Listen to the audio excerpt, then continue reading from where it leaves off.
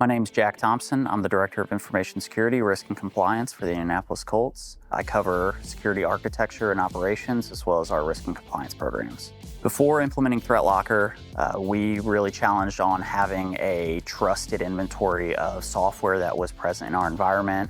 We didn't know exactly what everybody was running on all of their endpoints. And we ran into issues trying to ensure that people weren't running extraneous and potentially malicious software within our environment. So since implementing ThreatLocker, we've had a lot of benefits, including having a trusted inventory of applications that we know are in our environment, setting a known good baseline of applications that are running, as well as being able to streamline the process when an end user wants to introduce new software into our environment, being able to not only approve that process, but also ensure that we know exactly what's running on their endpoints and to allow it in a timely fashion. The shift from reactive to proactive, really, it's a shift in mindset. It's a shift in how you're approaching security. It's a shift in how you're implementing your security stack and architecting the security within your organization. It comes down to focusing on your baselining and understanding what is good in your environment, as well as understanding that with this known good baseline, you're not relying on threat intelligence and indicators of compromise and always being one step behind the threat actor. With Zero Trust and with the help of ThreatLocker, we feel like we're ahead of the threat actor at this point. Other competitors, I feel like we wouldn't even be scratching the surface if we attempted to implement them, whereas we feel like we're in a fairly mature state with ThreatLocker. It's been able to help us kind of streamline that process of determining who needs what to do their job. It helps us kind of reframe how we're approaching rolling out, golden images or base images, and it's helping us understand where the risk is increased just due to what software they're leveraging to do their job. And it helps us understand, well, maybe we need to focus some more efforts here versus here and assist us in reprioritizing or gauging where we need to reprioritize our security stack. It's showing us things that we didn't necessarily even know was in the environment. And then that coupled with leveraging ThreatLocker MDR and using cyber hero approvals and understanding that we've been alerted on things that other security solutions that we've had in place for years have never told us about.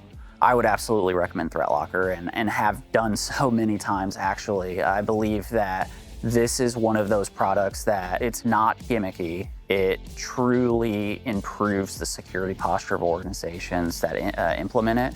And not only that, it's really approaching what the best practices of Zero Trust and making sure that we're not waiting for the threat actors to show us what they're doing for us to be able to react to them. We're blocking it right out of the gate.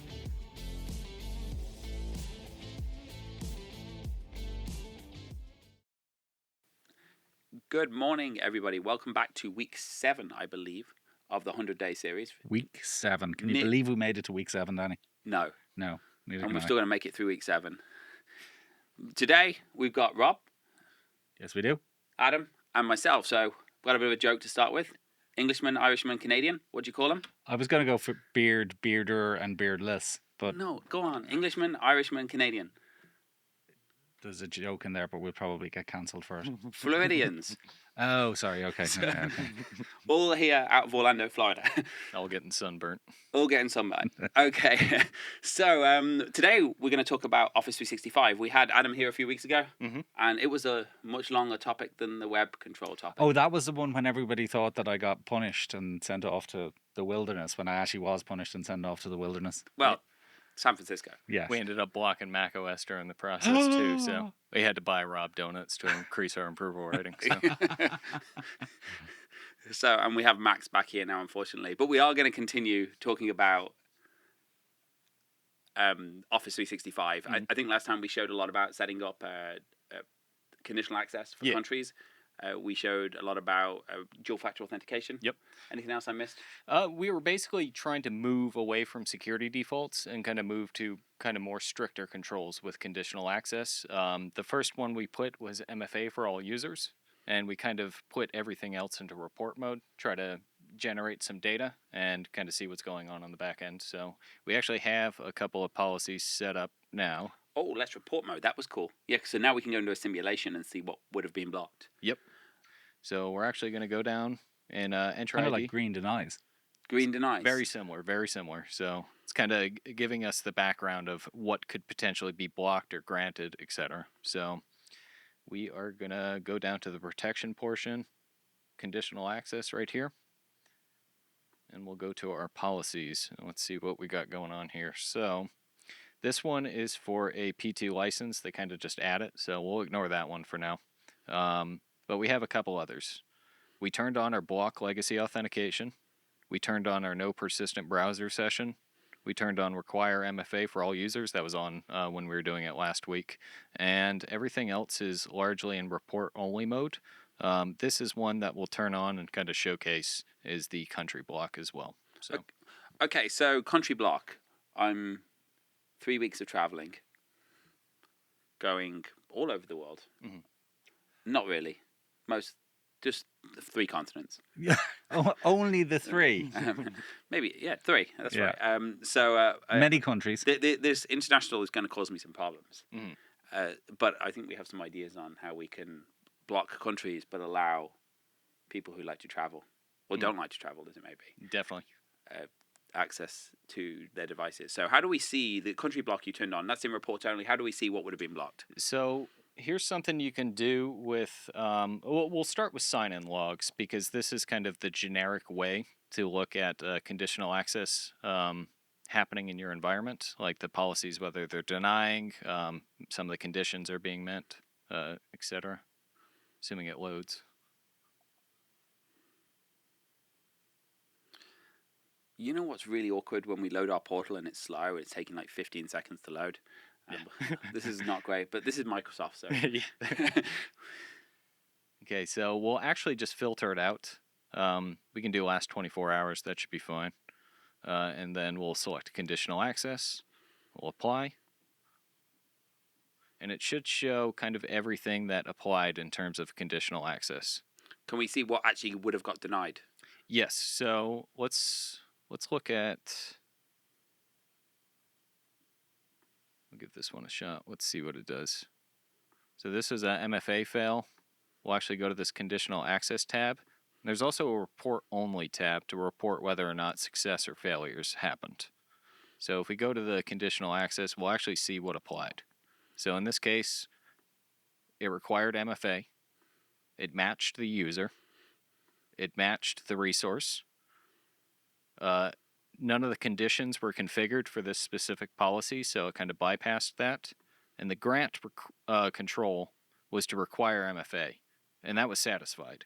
So it granted the person access. So this one's an allow. This one isn't allowed. Okay, so how do we see a deny? So Do we have a deny? we can go to... Hopefully we don't, because that means we can turn it out of report mode. It's actually very hard to get a legacy authentication block deny, and it seems most apps have moved to modern authentication. So we'd see, but we would see a deny in there, so then we'd have to decide, was it a real deny or a fake deny? Yeah, basically. So and if in doubt, just block them. Yeah, that's probably, it's the easiest thing. So. Buy extra donuts. Yeah. So if we actually, this is set up through log analytics, the insights and reporting. So you have to do some back-end setup, but it gives you sexy charts, as some would say. Danny's a big fan of sexy charts. Look, they're even big pink. fan of sexy charts. So we have our country block in report only, just for testing purposes, but we did produce a failure. So we'll go down here. What was that big red dot in the middle? Where it came from. Where the failure came from. All in the United States. It's probably me. It should be down here a little bit. We have a 'cause we're in country Florida, block to allow only the United States. And then we have a failure in the United States. We have a country block to block the United States, but only allow our office IP address. Oh, So- cool. Canadians. Yeah. Clever. So you can see a lot of these the report only, it did not apply. But if we go up here and click the failure, you can see where it failed. It was down here because we were kind of blipping the policy on and off. So you can see that at some point, the app's display name, the Office 365, is really just a browser. It failed to log in. So let's just briefly see what that looks like, and we'll try to make sure our ducks are in a row. So we'll go to our country block. In our country block named locations, and we'll kind of jump back to this later as well, we have the United States, and we're determining the location by IP address. You can do GPS coordinates, but there's some nuances associated with that. So I'd really just stick to determining location by IPv4 and 6. So when they do GPS coordinates, they're using the IP address to determine the GPS coordinates, are they? It's doing some other thing. I'm not too sure about it. I've always stuck to just doing it the location by IP address. Okay. So I would imagine it would be quite easy if you wanted to, for example, include Alaska, accidentally include a little bit of Russia. Yeah. So you want to be careful with GPS It's a really locations cold a bit. part of Russia. So It is a really cool part of Russia. It's a cold Maybe part of that's the where all United the States hackers too. live. I Yeah. don't know. So I mean, can't imagine they'd want to go outside much, or they'd be outside much being hackers. So maybe they are all on. So we have that our part named of Russia. location set up, and then we're going to go back to policies. In our country block, we only put one specific user just for testing purposes. His name is Risky Business. Who knows what he's up to? So we applied it to all cloud apps as our resources. We excluded none. In the network location, this is where we want to sit.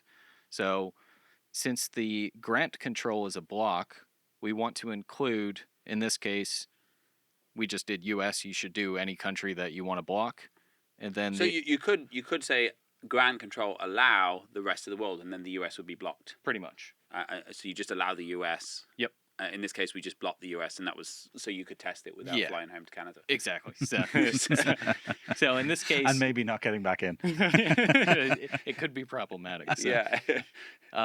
So on the exclusion, normally we would have our Office IP in here, but for testing purposes, if I put that in there, it's just going to allow me. So we'll leave that out for now. We're just blocking the US. In the conditions, it has this locations area up here. So don't have to worry about that. And then we're going to focus on our access controls. And in this case, it's just block access, right? So we'll actually blip that on. We'll save it. And then we'll do a little test. So we'll open a Cognito window. Go to admin. Oops, if I can type.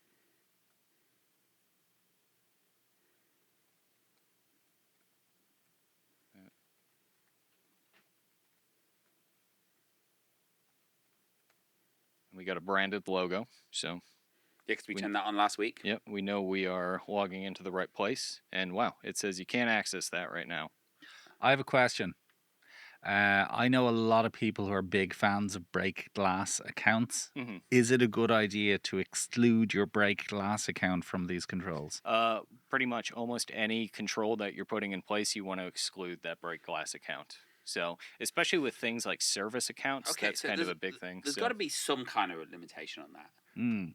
because I think break glass accounts are important. But on the other side, you're just going to allow the whole world to log in with your dual factor disabled, your IP address exclusion disabled. Look, I'm just asking. I'm just asking for the people. I had a feeling you would have a problem with it, which is why I asked the question. So But I think when you first turn it on, it's a good idea. I think having some other controls, like, hey, it's got dual factor, or maybe another break glass account that has Mhm. dual factor, one that has this IP address, you can test them before you go and turn the policies Mhm. off, and then turn them off from another user. I don't like this idea of this open account, because you know what happens? The IT guy leaves and everyone forgets about it. yes, And it's terrifying. I don't disagree with you. And if there is, put a really, really, really long password on it, and put that password well, on paper in the safe. Okay, that's probably the best let me sort of rephrase the question. Forget about break glass accounts for a moment. I think you should be quite careful when you're setting these things up, because if you're not 100% sure what you're doing, it would be very easy to, for example, do the opposite of what you were trying to do. Exactly. Or I Especially mean to in, block the entire Are world, you but I've saying accidentally. Microsoft's portal isn't intuitive? Yes, I am. I was going to deny that, but no, absolutely I am. But it is easy to make mistakes. Yeah, so having it for that reason, I understand. Is But maybe you remove it after you set it up. fair. Okay, we can agree on Or that. at least have other controls that this IP address, and put a couple of IP addresses in there, has to be logged in from this break glass account. The idea that someone can just guess that password or get that password from somewhere, it's sat there for years. Microsoft doesn't expire passwords anymore. I'm not sure how I feel about it too open. Listen, as I said, I'm not saying it's a good idea. I'm not saying it's a bad idea. I'm just saying some people will do it, and they may need to account for it with what we're setting up here. Now, we got some cool stuff as well. The other thing we want to talk about is we got some cool stuff with the unified audit. Yep. That's really, really fast. And we started adding, now this is caveat, it's a beta feature. You've got to request in, so it's not open beta. You have to come in and say, I want it. But give us a quick preview of that. We started importing the Microsoft logs into the unified audit. And ultimately, what's going to be really cool is you'll be able to search an IP address across your org. You'll be able to see everything that's hitting IP address. Exactly. Your Office 365 and the other third-party components, because got some cool new add-ons coming on as well. So what you're saying is ingestion you don't have to navigate that monstrosity of a portal we were just looking at. for the unified audit. Okay, cool. ThreatLocker makes it pretty easy too with this log ingestion. So what we have here are kind of all the activities that occurred in our test tenant. And this is, as Danny said, it's a request you can put in. So we have the cluster filters in the top right corner, so we can filter by on the drop down there. We can filter by any field, and we're mapping these fields still currently. So it's currently in closed beta. Anyone, you can request it, and we'll turn it on. Hopefully, if we haven't run out of resources for it, and we're going to start ingesting all your Office 365 logs, and there's some other cool stuff coming on log ingestion soon as well. But that's a really cool feature. And the other one, my favorite feature, is how do we deal with conditional access for the people who want to go on vacation? So access. Well, not access. It's not called access anymore. So Cloud Control app. Cloud Control app. So on my phone here, and this is a little bit confusing, so I apologize to all ThreatLocker customers. We have a ThreatLocker app. You can't see it from the camera because it's probably reflecting, but it says here it's online and it says checked in. And basically this runs in the background on my phone, and it tells ThreatLocker what your IP address is all the time. It also has geolocation services turned on. It doesn't actually track that in ThreatLocker, but we use it so we can actually keep it tracking when you move around and leave the country. If I click on the cog, I can see all previous check-ins. I can see all of that on the app here. Now, all this app does is a companion app. There's two apps, by the way, not to confuse people. There's ThreatLocker and ThreatLocker Admin. ThreatLocker is the app you will put on your user's phone. ThreatLocker Admin is the admin app you use to manage ThreatLocker. What this does is this goes up and tells ThreatLocker all the time, this is your IP address of your phone. You can then create network control policies, or you can create conditional access policies in Office to allow that IP address regardless of the country. Now, I'll let you show how to do it, and then I'll show some sad caveats that I wish weren't true about it. But For sure. Maybe you can show us how we'd set up this name location. Yeah, so we would want to go back to conditional. It's worth noting, too, that Cloud Control extends to the ThreatLocker agent. So essentially any ThreatLocker managed device can have Cloud Control applied to it. So first, we just want to do a named location. So we have a ton in here. We would set a base one up. So let's just assume we did country block, and that's the one we kind of want to update with IPs. Normally you would do an IP. I have this one set up. I don't want to click that one though. So, but ultimately we're setting up a named location. You can do an IP ranges location. You can just say test. And then from there, you would add IP ranges. So the beauty of it is when we have these network locations set up, Cloud Control will automatically update these named locations with additional IP addresses from your ThreatLocker managed devices. So you can essentially say, now, the way we do it in ThreatLocker here is we allow location-based logins based on where you are positioned in the world. And for if you outside of that, we will allow you have to have the app on your phone, and the app will update it. Now, unfortunately, there's one sad truth that we found out. Microsoft isn't the fastest at necessarily updating your IP address. Sometimes it takes 60 seconds. Sometimes it takes, I've seen the worst is 15 minutes. Mm-hmm. So if I land in Qatar next week, which I will be, it's going to take up to 15 minutes for me to be able to get into my email. I'm okay with that. I think that's not the end of the world. No.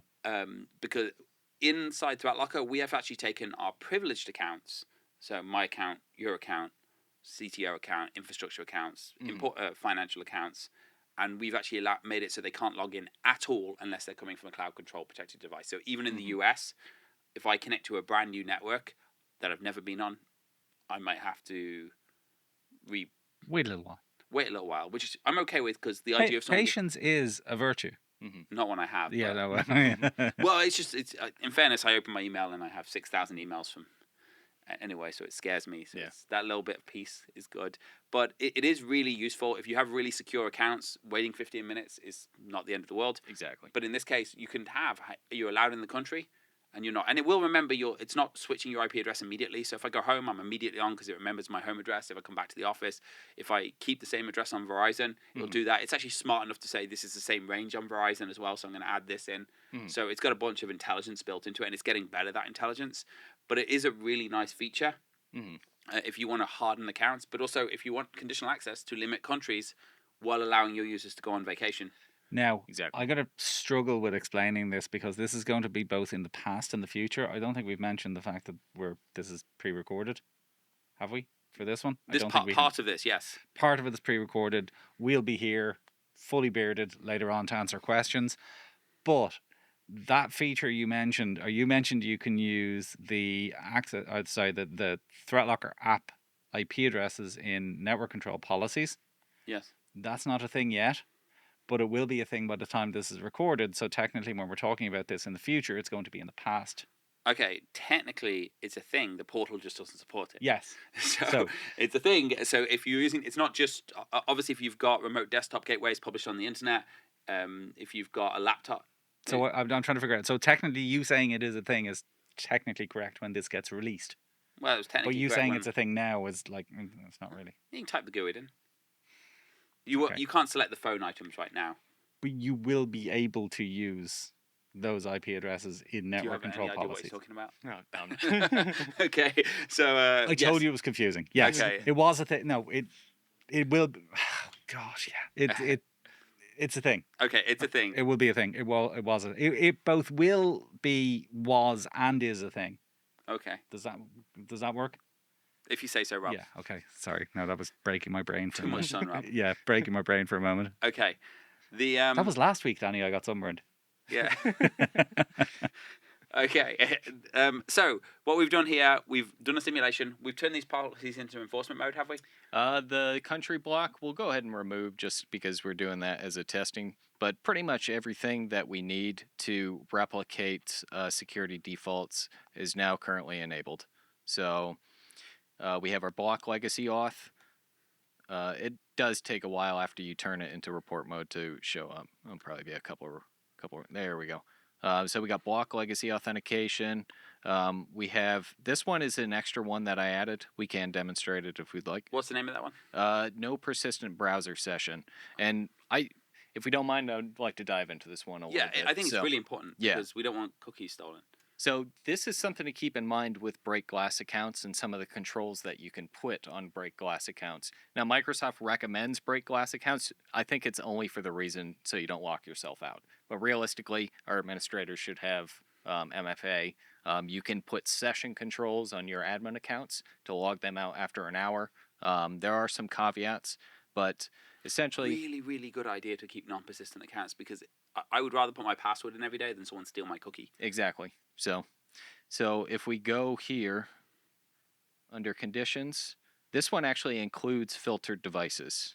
So this is kind of a template policy, and this is a good thing to know, and also things that you can add to your break glass accounts to say, okay, I have a break glass account, but I'm also going to put these conditions in here to make sure that it's compliant with my Intune compliant policy and it's enter ID hybrid joined. So when we go to session controls down here, we're not exactly blocking or granting access. We're just trying to control the session with this policy, right? So we're setting a sign-in frequency to 1 hour, and then we're setting our browser So this is 1 hour of inactivity or 1 hour max? 1 hour max. So that's probably why you have to re-authenticate every day. Yeah.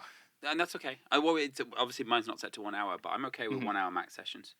I think that's for me. That's fine. Yeah. If I would say 4 is good too for most users to kind of not mess it up too much, like mess up your approval rating. So we have the drop down in ThreatLocker. When you log in, it asks you how. We also have that cool avoid token theft protection. Yes. Really good unless you're using ExpressVPN. Yes. And then really bad. And you should turn that on if you're not using a VPN like Express. Or NordVPN works fine. Express doesn't because it uses different IP addresses depending on which host it's connecting to. But that's a really cool feature, and we do it of inactivity, and we cap out internally in ThreatLocker how long they can do it. And the main goal when you put those caps on, we've got it pretty low, but even 4 hours, 8 hours is okay, because what it means is when you go home at night, that session is eventually going to disappear. Exactly. Which means that token isn't going to be available forever. Yes. So one thing to note, though, with this control is if we actually go back to per user MFA, that session control messes with the allow users to remember multi-factor authentication on devices they trust. And we briefly touched on this, but essentially it won't prompt for MFA more than every 5 minutes, but every 5 minutes is still pretty annoying. So you're saying if you set that to 8 hours though, or 24 hours, this won't prompt for MFA constantly? No, but if you set it down to like 1 hour and you have this setting enabled, the session controls and this setting, they might mess with each other and prompt your users too much. So you just want to be careful with both of these settings at the same time. So my preference is at least make everyone log in every 24 hours if you can. Exactly. We have a sales team too. We know they're sensitive. Sensitive. That's one way of describing them.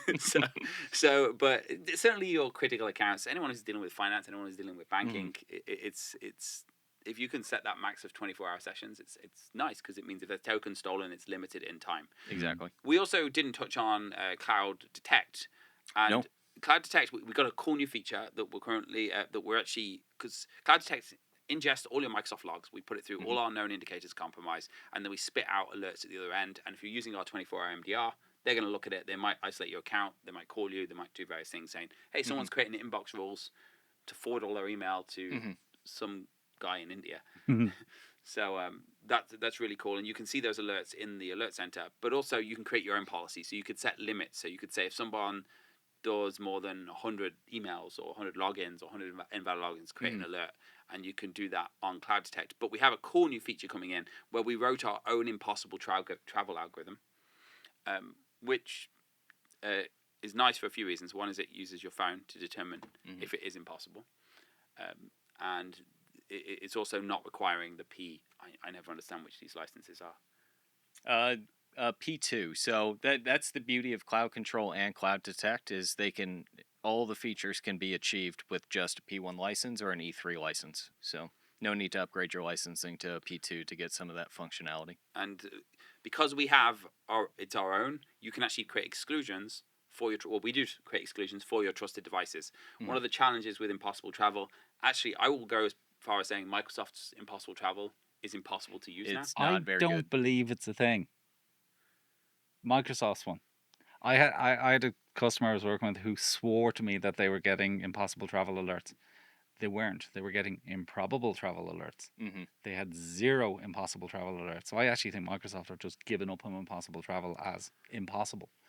And it's actually not so simple. And I'll tell you why it's not simple. We've done a lot of work in our algorithms to make it try and determine what's good. So I've got a computer up on my desk, and my computer's logged in. It's locked. It's logged in.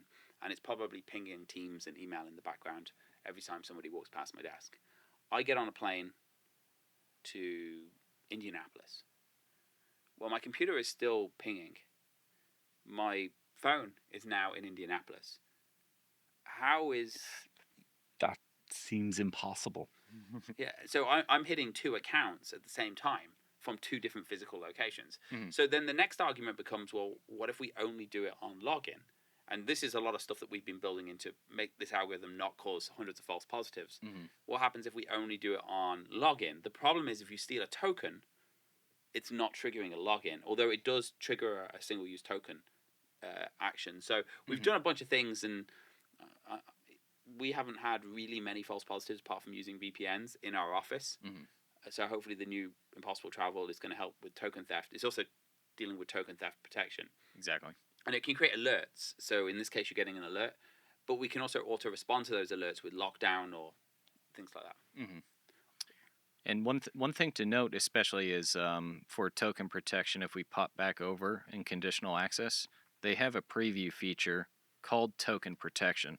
And what this token protection does is binds, I guess it's some sort of Entra ID related token to your login sessions, and that will work in tandem with cloud control. So That's nice. Although it doesn't really work with the browser tokens. That's the yeah, it's a little it should bind some type of Entra ID token. They have like a specialized token for their sign-in sessions, but I know the browser can be a little iffy. Here's what I'll say to Microsoft if they're watching this, which I'm sure they're not. Please, please, please. It's very, very simple. If a token is issued to an IP address and you've got token protection on, and the IP address changes, make them re-authenticate. Simple. Very, very easy. Seems perfectly reasonable. And I just wish Microsoft would do that. Hopefully they will. So they do some stuff good, but others not so much. So okay. So questions. We're going to go over to Q&A. Is there anything else we want to add? I think the only other thing I could say, other than report mode, and this is something we brought up last week as well, is this what if situation, and I'll go back to it just so I can hover over. There's this what if when you're under policies. What this is essentially a conditional access simulator. So what you can do, rather than putting things in report mode, waiting for things to happen to review, you could say, okay, I want to apply this now. So you can add users, you can add the resources, add all the different conditions, and then if those conditions are met, what enforcements will be placed or what would happen. So this is a very cool tool. I'd highly recommend using report only mode or use this what if simulator when you're creating your conditional access policies. So maybe very quickly as well, we can show. Do we have any alerts in Detect in Office 365 if we go to the Alert Center here? Let's take a look. So they should be under Response Center. Yeah, and threats. Oh look, we've got one there, John Elliston. So he actually succeeded, and they might just be doing this for testing, but we can view the log, and it'll show all the data that we could pretty much see within Microsoft in ThreatLocker. What is the policy? If we go back to the policy there, just a successful Entra ID login, and I guess they're just creating alerts on successful. Yeah, they're probably just doing some testing, but we actually do see a risk detection here, which is a P2 risk detection achieved with a P1 license. So. And what is the risk? It is unfamiliar sign-in properties, and it looks like someone actually signed in from the great state of Alberta. I guess it's a province in Calgary. So, what's he talking about? Do you know what he's talking about? Something Canadian related. So. Oh, sorry. In Canada joke. Yeah. But yeah. So, and that's obviously really useful. So you can go in, you can see all your alerts in one place, and if there is something suspicious, you can click Log Account, which is a nice win. And you can also create your own policies. And maybe we can just jump into the policies because we've got a bit of time here. Honestly, that's the beauty of Cloud Detect is you can create custom policies with these. So if we actually go over here, we'll go over to our 365 Detect. So we'll just say test. We'll choose the connector. So there's two different types of connector. Most of them are under graph, but you might have to tweak it a little bit depending on it. So we'll just say risk detection, and then we could say any field you can match to any value. Pretty much. What's nice is you can do it for occurrences. So remember how we were setting up data exfil policies? Have we done that yet in the series? I'm getting confused now. I think we did a little bit of it. Maybe. We'll be you can set the number of occurrences. So if there's 50 files accessed in OneDrive in the same time, maybe we want to log something or shut out access because some sort of remediation action. So you can see down here with occurrences, we'll just say like, okay, if this happens twice within an hour, then the condition down here, we can call REST APIs. We send an email, create an alert. Yep. There's not auto lockout. I guess we can't do on that. Yeah, we would have to create an alert, as well as the secondary action. Oh yeah, we don't want to lock out So- accounts without telling someone we just did that. Pretty much. So, Fair. And we can use various variables in those alerts again. mhm. Okay, so what we're going to do, What we're going to do is make you disappear. and This is going to be really cool because we're just going to go 1 minute, 2 beards and a Danny. Next minute, just the 2 beards. I think it's going to be a really cool effect. I would say Bye. 1 minute, 2 heads of hair. Touche. Second minute, 1 head of hair. Touche. So, okay, well, guys, thank you very much, and I'm going to leave it to you guys to answer the Q&A. Let's go QA. Boom. That was flawless. Yeah. We just went from Danny to no Danny. I don't know where he How went. cool was that? Yeah. I was just thinking we actually missed an opportunity here because we probably should have kept a clip to pop back in so we could basically make Danny both disappear and reappear and disappear again. Something about impossible travel. Who That- knows some- where he something went, about so. impossible travel. Yeah, something impossible travel. So hi everyone, we're here for the Q&A section. You have been all queuing throughout the pre-recorded section, so we are now hopefully going to do some A-ing. I do also want to say I am back. I know I got put in the naughty step and sent to, I can't even remember why I was put in the naughty step and sent to San Francisco, but there was also the whole router controversy Oh God. last week that Yeah. appeared to set everybody off. Oh. So I'm still here is what I'm saying.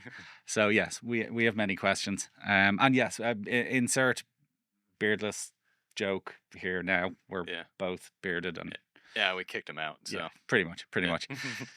So we have many questions. So we're going to start with Sean, who makes a really good point about country blocks. He said country blocks are a problem for the Caribbean.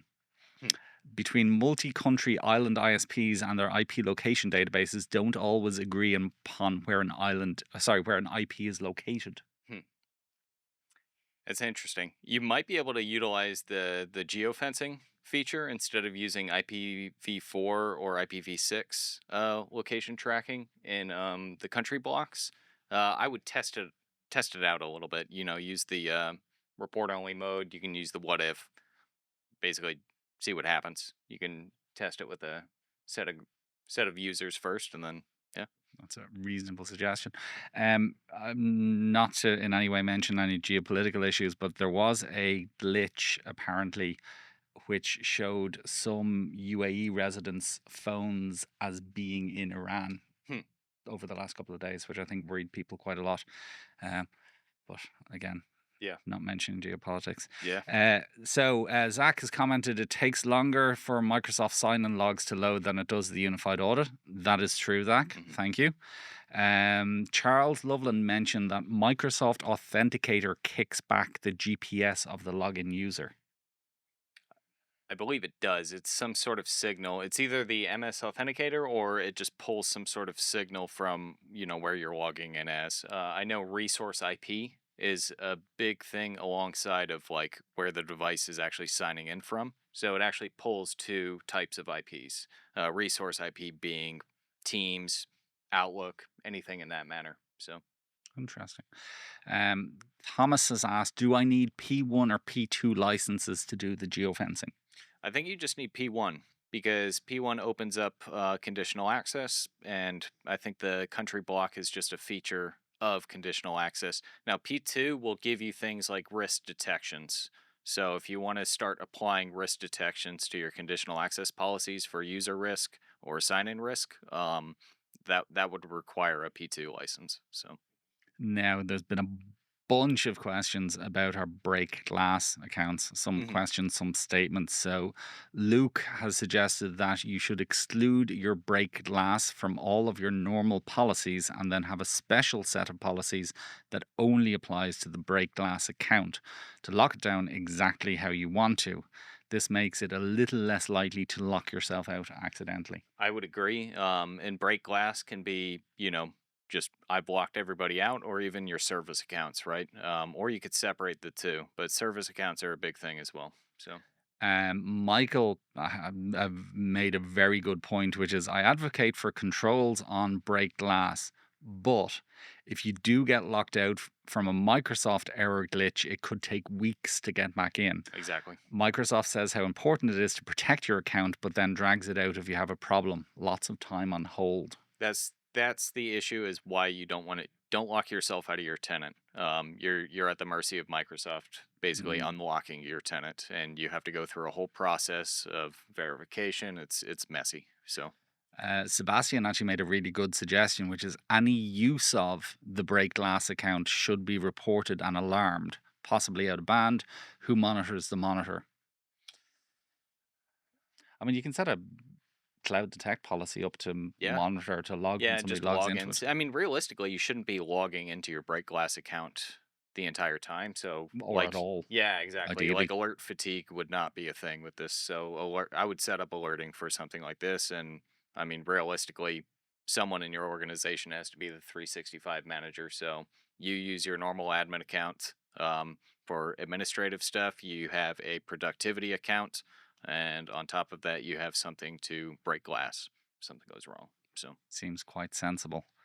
Dave Barnes has suggested surely lock down the break glass account first to, for example, a YubiKey from your admin account. Then once tested, lock it away and continue testing, knowing you have a secure break glass account. Yeah, I would stay away. YubiKeys are good. So anything in terms of like a passwordless authentication is probably best. I use the authenticator. Windows Hello is good for stuff like that. FIDO2 keys are good too. So try to stay away from SMS. Yes, an excellent suggestion. Sean has mentioned, going back to which one was I going to say to encourage most annoyance? Was it Caribbean or Caribbean? Caribbean is the American one. I think Caribbean is the British. So okay, well, that's a whole thing. Most Caribbean environments are hybrid as opposed to full cloud /365. So even break glass accounts can leverage source IP filtering /restrictions. Now, Zach has asked a tricky one, and I'm not sure if we know the answer to the question to this, but we'll give it a go. So Zach has asked, how do Microsoft handle the partner integration when it comes to conditional access? Our partner integration gives us a backdoor into another tenant once set up. I believe these expire at 90 to 120 days, but if our account used for this access is used from outside the United States, will it allow access to the tenant? I believe so, because I don't think you can put controls on partner center logins as well. I believe conditional access policies will apply to anyone directly accessing that tenant. So like, let's assume I just open a browser, go to admin.microsoft.com, try to log in with a global administrator that is tied to that tenant. Then the conditional access policies will apply. I don't think that applies to a partner center trying to, kind of click through and access that tenant. So I have a theory. Which is Zach should test this. Yeah. Try it out. Set the restrictions, the IP restrictions at your tenant. Set it at the client or your client's tenant. Exactly. My suspicion, based on the way other things with Office 365 works, is if there's one deny, so even if you got two policies, you're blocked at one level, allowed at the other, the deny is going to take into effect. Deny will always. The deny is like the top dog, basically. If there's a block and it meets conditions of a block, it'll block. So you might want to test that with just like a singular account or something like that. So and don't worry, Zach, if you do test it and something breaks, you can spend 3 weeks onto Microsoft trying to get back in. So just wait, hurry up and wait. So Lucas suggested, which we mentioned a moment ago, use SaaS alerts or other alerting software to alert if the break glass get logged into, or cloud detect. Peter, less of a question, more of a mention. I'm sure you've already considered with login ingestion. One of our chief complaints with our current Office 365 log ingestion alerting solution, that's a mouthful, is a failure to group /batch multiple alerts from what amounts to a single account /sign-in incident. Yeah, realistically, if you kind of sift through, like if you go to compliance purview, I think it's purview now, download all those like sign-in logs, you'll see multiple attempts for just like a single sign-in attempt. And it's usually based on like how many tabs you have open. If you have your applications open, it'll like, okay, here's a sign-in for Teams, here's a sign-in for OneDrive, etc. So you're going to see multiple logs. So I think I know with our ingester, we ingest everything, but we try to kind of keep things within the same alert. So we have an option which is occurrences. Yep. So if occurrences is greater than X, then alert me. That's a big one too. So because if you just do sign-in logs, you're going to see every single sign-in attempt basically. So Craig has asked, I'm guessing the ThreatLocker app does not work if you use a third-party IDP like Okta. Now, I'm guessing it does because all the ThreatLocker app is doing, now it depends on which ThreatLocker app he's talking about, of course. yeah, Presuming he's talking about the cloud control one. yes, Yeah. then all it's doing is gathering IP addresses. Yeah, I don't think it's. I don't think the Okta would really come into it in that situation. No, it shouldn't mess with any like access. So. Scott has said the mobile phone may not have the same or similar IP address as an end user device. What can cause this issue, or is it the purpose just to allow the mobile phone to access corporate resources? However, I like the path you're going on. It's just to access corporate resources, but realistically, like if you have an agent on your computer and you have the app on your cell phone for cloud They control, will be two different IP addresses. Yeah, it's going to be two different IP addresses, and it's going to report them both. Unless you're sitting under the same Wi-Fi or something, it's going to just report the public, and then as a result, it'll be allowed. So, but yeah, fundamentally, Scott, the purpose is just to allow the mobile phone or the computer to access corporate resources. Let me see. Here's one. So Hadass has asked, the only issue is that some of the users need access on their phones and we don't push TL agents to their phones. So we end up adding countries for the duration of their travel and remove them when they are back. I would be of the opinion that if you want to access my company resources on your personal phone, you will install this tool that will allow you to access those company resources on your personal phone. Precisely. I mean, even if you're in a bring your own device situation with cell phones, and I know it can kind of be an issue for some organizations to basically purchase 500 iPhones, your users should be okay with downloading some of the security tools and stuff that require you to do your job. It's your data they want to access on their potentially crap phone. Yeah, exactly. It's just you just have to kind of enforce some of this stuff. It could be an excellent phone. I mean, it could be an iPhone. Yeah, it could be a fantastic phone. But yeah, fundamentally, it's your data, so you should. Yeah, I would consider you to have to write to install something which will give them access to that data. Yeah, precisely. So. Craig has asked, do you also make users log back into their email on mobile devices daily? I would have a riot on my hands if I did this. It depends on sign-in frequency. So, and it really depends on how you kind of stylize your controls. So, if you're requiring an MFA prompt every time they try to access a specific resource, then yeah, you're going to have to re-authenticate or anything along those lines, right? So you kind of want to shift these controls to kind of best suit your organization, but you need to keep security in mind as well. So excellent. Now this is going to get really confusing because we've got people who asked questions during the pre-recorded bit that we've now answered and they're going back to. So Glenn has mentioned that partner integration is a big security deal, which is the one that Zach mentioned earlier. Stuart said, while the YubiKey idea isn't bad, but if that device stops working or gets broken, your break glass account becomes locked out and useless, which is a fair point. Yeah, I would. So within Microsoft, you can set up your own personalized authentication strength and apply that to a conditional access policy. So it can be FIDO2 key plus Microsoft Authenticator plus a certificate, maybe. So you probably don't want to stick to just one, right? But you want to stick more towards stay away from SMS. That's kind of the bottom line. Anything above that, just anything that's passwordless is good. So Peter did make a really good suggestion, which is you should be testing your break glass account periodically. It's a backup. Backups should be tested. I think we can all get on Yeah, board with that. I agree with that. So Craig has just clarified. So he's talking about cloud control. He said, yes, cloud control, but if Okta does your MFA and conditional access rules, how would the ThreatLocker app work? Since the way I understand it, it creates rules in Office 365, or am I misunderstanding this?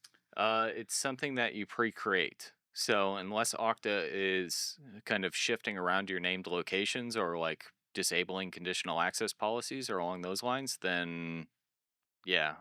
Otherwise, yeah, you to get cloud control working, you basically pre-set up everything. So you would set up the conditional access policy, and then it starts creating named locations that add them to that conditional access policy.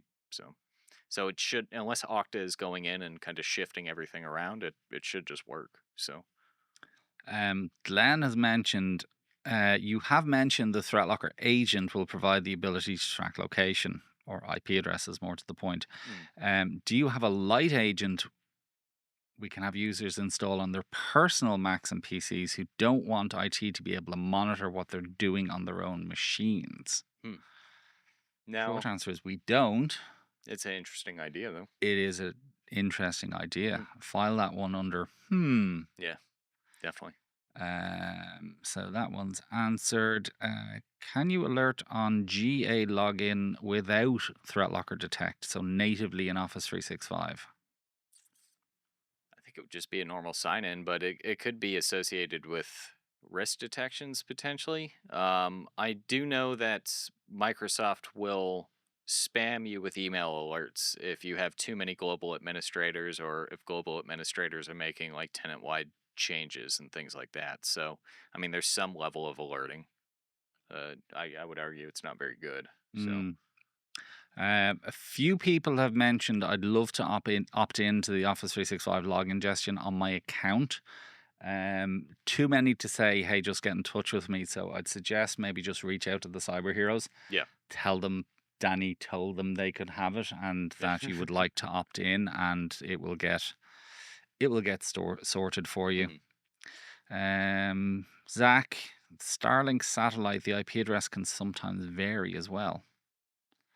Okay. Yeah. At least with Cloud Detect, it's doing like, I think it's 7, right? 7 of your last IPs. So, Yes.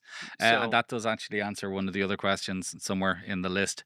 So somebody had asked, what if I'm on a public Wi-Fi, for example? Is that public Wi-Fi allowed forever? No, because we only keep the last 7.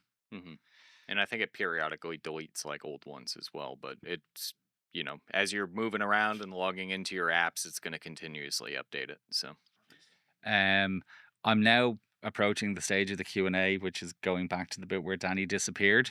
So Sebastian has said, it's magic. Yes, it is. Dave said, surely you have AI Danny on hand for the Q&A. Hold that thought, Dave. That could be next week. Craig said, I was hoping he clapped his hands and poof, Danny gone with no position changes. Nope. We look, I'm going to be really honest. We didn't really think this one through. We could have done some really cool stuff that made Danny disappear. Yeah. But we didn't. I mean, we're just going with we outbearded him. And pretty much. Somebody had asked about logging out of sessions. So logging out of all sessions would be nice, but if the client has AD sync, it'll just get re-enabled after the account is locked. And somebody did actually mention that as well. So there's 2 suggestions here. One from Dave, which was, does ThreatLocker Cloud Detect have the ability to force a user to re-authenticate in the event of a specific set of events? We don't have that remediation functionality with Cloud Detect yet. So, but again, file it under. That's a really good idea. Yeah, definitely. So now we can lock accounts right now. And as a follow-up to that, a nice segue, Glenn has said lock account button is great, but you need to revoke session, or you need a revoke sessions button so the token gets expired. It's true. Yeah, especially when you switch from security defaults to conditional access, just on the note of revoking token sessions. If you are still in that process where you're moving away from security defaults over to conditional access, you do, like, assume you create a policy for conditional access and you apply it, you want to start revoking some of those tokens. Otherwise, it's going to take however long it takes for them to re-authenticate to apply those policies to them. So, That's an interesting one from Simon. Obviously, with ThreatLocker, you are able to elevate local admin permissions on end user computers. Are there any plans to do a similar thing with Office 365 permissions, similar to Microsoft's PIM, but backed up by the cyber heroes so that responses for elevation can be way faster? That I would say that's a So, but Y- PIM is a good Hang on, thing. we've both got beards. We should take the opportunity Yeah, and stroke honestly, them. I do it. I do it here and there. Yeah. So I've done it a couple times. Right, people are going to make beard comment. There we go. Jared, cheers, Beard Avengers. Meet you all again next week. Sounds Craig, the cyberhero queue is as big as I've ever seen it, and I suspect it's your fault. I take umbrage with that, Craig. Oh God, should have done a Doctor Who phasing in and out. I think we're now back to the Danny disappearing thing. Yeah. Yes. Yeah, Mark has said you should always add a backup FIDO key to critical accounts to protect against loss or failure of the primary. hmm Anonymous attendee has asked, since you have an agent on a mobile device, do you have an option for help desk to verify a user via a push notification? Microsoft Authenticator doesn't have this option. Beard stroke? Yeah. Beard stroke. Yeah, no, that's an That's a good- interesting one. Yeah, it's a good So the suggestion. function of the app currently is purely for IP address Exactly. logging. That Yeah. is all the app does right now. The verification via push notification, probably shouldn't mention this, but there is a thing with application control where you can do that now. You can effectively 2FA users when they try to run something. Hadas has said, and look, Hadas, I feel your pain, my friend. Danny, I'm sure, feels exactly like this. He wishes he had a beard. It's okay. Yep. So, Before I did too. Yeah. So I think that's a but you don't want to see what I look like with that one. So, no. Now we are getting waved at that we've got 4 minutes left. Yeah. So I think we have to recall.